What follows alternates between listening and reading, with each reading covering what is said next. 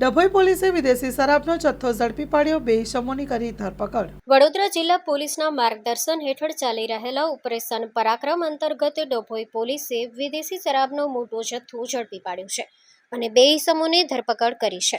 Police અધિક્ષક સુશીલ અગ્રવાલ અને નાયબ જિલ્લા પોલીસ અધિકારી આકાશ પટેલની સૂચના મુજબ દારૂ જુગાર જેવી ગેરકાયદેસર પ્રવૃત્તિઓ પર કડક કાર્યવાહી ચાલી રહી છે।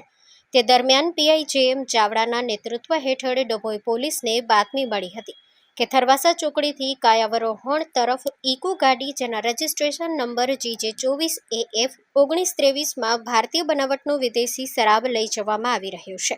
પોલીસે સદર વાહનને રોકી તપાસ કરતા પ્લાસ્ટિકના ક્વાર્ટરની પેટીઓ અને છૂટા ક્વાર્ટર મળી કુલ 431 નંગની શરાબ જપ્ત કર્યો છે।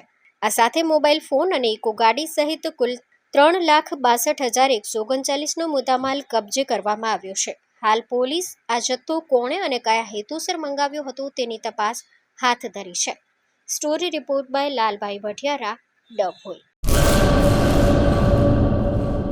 મંગલ મેડિકલ સ્ટોર દરેક પ્રકારની દવાઓ પર ડિસ્કાઉન્ટ મળશે।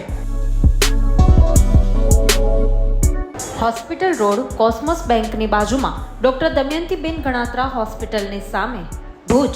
Mobile number 9428234840।